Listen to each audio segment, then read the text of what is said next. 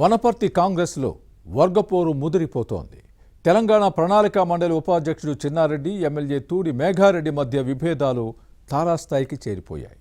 ఎన్నికల్లో టికెట్ అమ్మకాలు, కొనుగోలు వంటి అంశాలపై ఇద్దరు పరస్పరం ఆరోపించుకోవడాన్ని పార్టీతో పాటు ప్రభుత్వ పెద్దలు సీరియస్గా పరిగణిస్తున్నారు. ఈ విషయంలో ఇద్దరికీ వార్నింగ్ ఇచ్చే అవకాశం కూడా ఉంది. పార్టీ లైన్ దాటిన వనపర్తి కాంగ్రెస్ నేతలపై ఇన్సైడ్ స్టోరీ. తెలంగాణ కాంగ్రెస్ కు వర్గపోరే అసలైన శత్రువు.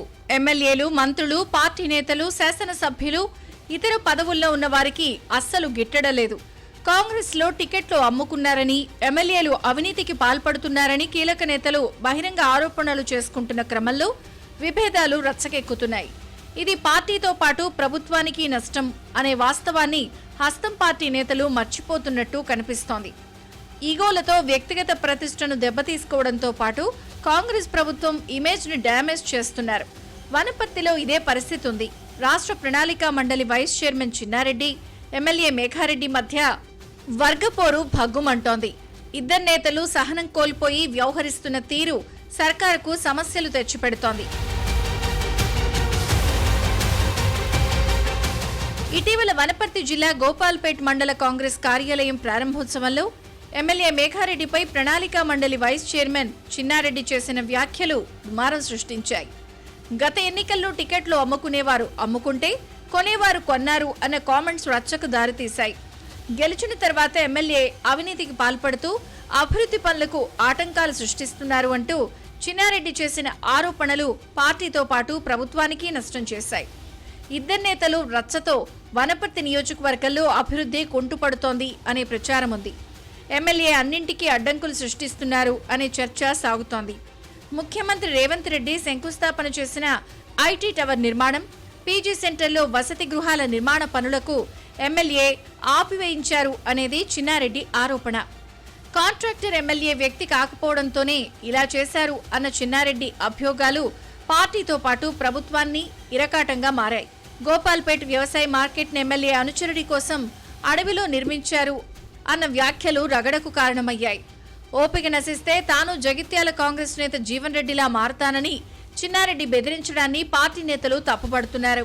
ఇదేదో బ్లాక్మెయిల్ రాజకీయంలా ఉందనేవారు లేకపోలేదు. కాంగ్రెస్ తో విభేదించిన జీవన్ రెడ్డి పార్టీకి రాజీనామా చేసిన బీఆర్ఎస్ చేరిన విషయాన్ని గుర్తుపెట్టుకోవాలి. చిన్నారెడ్డి మాటలు అలానే ఉన్నా జీవన్ రెడ్డిలా పార్టీ మారే అవకాశం లేదని కాంగ్రెస్ లో వినిపిస్తోంది. వచ్చే ఎన్నికల్లో కొడుకు ఆదిత్యరెడ్డికి వనపర్తి సీట్ ఇప్పించుకోవాలి అన్న ఆలోచనలో ఉన్న చిన్నారెడ్డి పార్టీని వీడే సాహసం చేయబోరు అనేవారు లేకపోలేదు. గత ఎన్నికల్లో టికెట్ కోసం ఇద్దరూ పోటీ పడినా కాంగ్రెస్ అధినాయకత్వం చివరికి మేఘారెడ్డి వైపే మొగ్గు చూపింది. దీంతో పార్టీ అధికారంలోకి వచ్చిన తర్వాత చిన్నారెడ్డికి రాష్ట్ర ప్రణాళికా మండలి వైస్ చైర్మన్ పదవి ఇచ్చినా అసంతృప్తిని అణచుకోలేకపోతున్నారు. మరోవైపు డబ్బులు పెట్టి టికెట్ కొన్నానని చిన్నారెడ్డి చేసిన ఆరోపణలపై ఎమ్మెల్యే మేఘారెడ్డి ఘాటుగా స్పందించడంతో వ్యవహారం మరింత ముదిరింది. పలుమార్లు ఎన్నికల్లో పోటీ చేసిన చిన్నారెడ్డి ఎంత డబ్బు పెట్టి సీటు తెచ్చుకున్నారు అన్న శాసనసభ్యుడి ప్రశ్నకు సరైన సమాధానం లేదు. ఈ రచ్చ పార్టీతో పాటు ప్రభుత్వానికి మచ్చ అనే విషయాన్ని ఇద్దరు నేతలు మర్చిపోతున్నారు. పార్టీతో పాటు ప్రభుత్వ పెద్దలు తేలిగ్గా తీసుకోవడం పరస్పర ఆరోపణలు, విమర్శలతో పేట్రేగిపోతున్న నేతలకు అలుసుగా మారింది.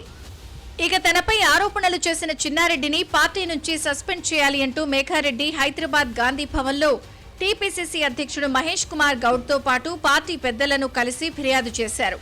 అలాగే సమస్య తీవ్రతను ఏఐసీసీ నేతల దృష్టికి తీసుకెళ్లారని సమాచారం. పాలక పెద్దలు కూడా ఈ అంశంపై దృష్టి పెట్టారు. వనపర్తి కాంగ్రెస్ లో చిన్నారెడ్డి, మేఘారెడ్డి, టీపీసీసీతో పాటు ప్రభుత్వ పెద్దలు సీరియస్ గా ఉన్నారు. నేతలు కొట్టుకుంటూ పార్టీని, ప్రభుత్వాన్ని భ్రష్టు పట్టిస్తే ఊరుకోబోమని హెచ్చరించే అవకాశం ఉంది. డ్యామేజ్ చేసే వారికి సీరియస్ గా వార్నింగ్ ఇవ్వాలని నిర్ణయించినట్టు సమాచారం. ఈ వ్యవహారంలో ఏం జరుగుతుందో, ఏ మలుపు తిరుగుతుందో చూడాలి.